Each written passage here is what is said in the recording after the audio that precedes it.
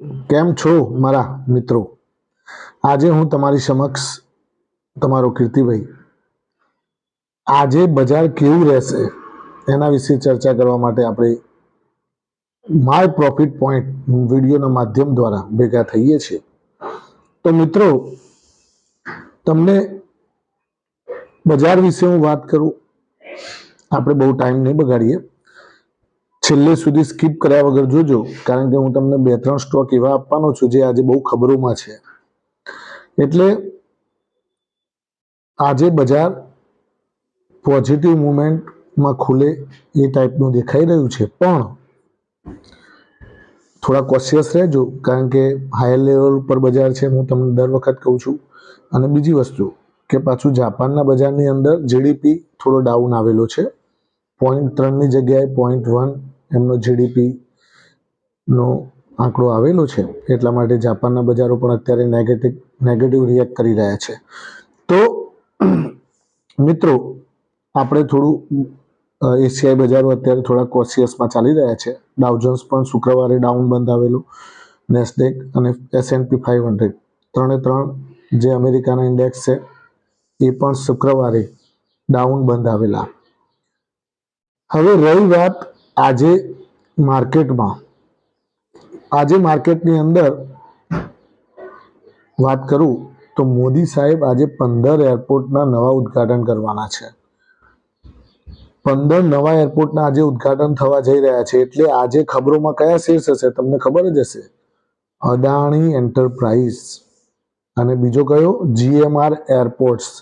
આ બે કંપનીઓ આજે 15 એરપોર્ટના કારણે ખબરોમાં રહેશે. એના શેર્સમાં સારી એવી મુવમેન્ટ જોવા મળશે. બંને સાઈડને અત્યારે શું છે, ખેલંદાઓ પ્લસ માઇનસ બંને બાજુ રમતા હોય છે. એટલે આપણે જોઈ સમજી અને સ્ટોપ લોસ સાથેનું કામકાજ કરજો મિત્રો. બીજું કે મેં તમને પહેલાં પણ કહ્યું હતું કે ટાટા પાવરમાં સારા સમાચાર હતા, કારણ કે મહારાષ્ટ્ર સરકારે એના જે સ્લેબ હતું વીજળીનો એ પણ વધારવા માટે એમણે કહેલું છે. એટલે એમનો પણ પ્રોફિટ જતા દિવસે વધશે. બીજું કે રેલવે શેર્સ ઉપર થોડું ફોકસ વધારે રાખજો. હવે રેલવે શેર્સ ઉપર કન્સોલિડેશન મોડ હવે ધીમે ધીમે પૂરો થવા જઈ રહ્યો છે. એટલે મિત્રો, રેલવે સ્ટોક્સ ઉપર થોડું ધ્યાન રાખજો. અને RVNL, ટીટાગઢ વેગન્સ, ઇરકોન, IRFC આ બધા શેર્સ પાછા એમની ઓરિજિનલ મુવમેન્ટમાં આવી જાય તો નવાઈ ન પામતા, કારણ કે હવે ધીમે ધીમે 2-4 દિવસ અઠવાડિયાની અંદર એમનું કન્સોલિડેશન મોડ હવે પૂરો થવાની તૈયારીમાં છે. એટલે ગમે ત્યારે પાછું અપવર્ડ જર્ની પાછી ચાલુ કરશે. અને આ લોકો અપવર્ડ જર્ની ચાલુ કરે ને તો ગાડા થઈ જાય છે, તમને તો ખબર છે. એટલે થોડા કરીને આપણે શેર્સ ભેગા કરવાના. ઘટાડો આવ્યો છે એટલા માટે, કારણ કે RVNLનો હાઈ 350 રૂપિયાનો છે. અત્યારે એ ચાલી રહ્યો છે કેટલો? 237 રૂપિયા. એટલે અત્યારે બે પાછા મોટા ઓર્ડર મળેલા છે. એક $250નો એક ઓર્ડર મળેલો છે RVNLને, અને 1298 કરોડનો ઓર્ડર મળેલો છે. એટલે એક હિમાચલ પ્રદેશમાંથી મળેલો છે 1298 કરોડ. એટલે આ ટાઈપના એમનો ઓર્ડર્સ મળતા રહે છે. એટલે એ લોકોના જે રેવન્યુ છે એમાં ઇન્ક્રીમેન્ટ દેખાતું હોય છે. એટલે મહેરબાની કરી અને આવા બધા સ્ટોક્સ ઉપર ધ્યાન આપો.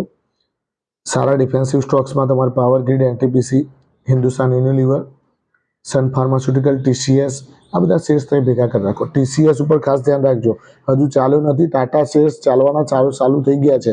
તો TCS, Voltas, Indian hotels, Nelco આ બધા શેર્સ ધ્યાન રાખજો.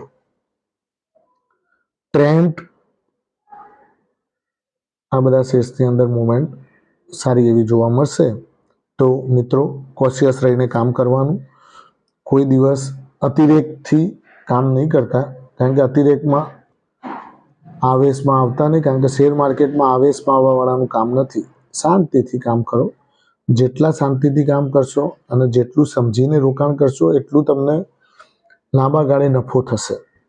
મારું તમને આજ કહેવું છે મિત્રો, કારણ કે તમે મારા સબસ્ક્રાઈબર્સ છો અને મારે તમારી સમક્ષ સારા મેસેજ પહોંચે, તમારી મૂડીનું ધોવાણ ન થાય, તમારા મિત્ર સર્કલમાં મેસેજ તમે મોકલ્યો હોય તો એને પણ સારું એવું નોલેજ વધે, એનું પણ સારું એવું પ્રોફિટ વધે.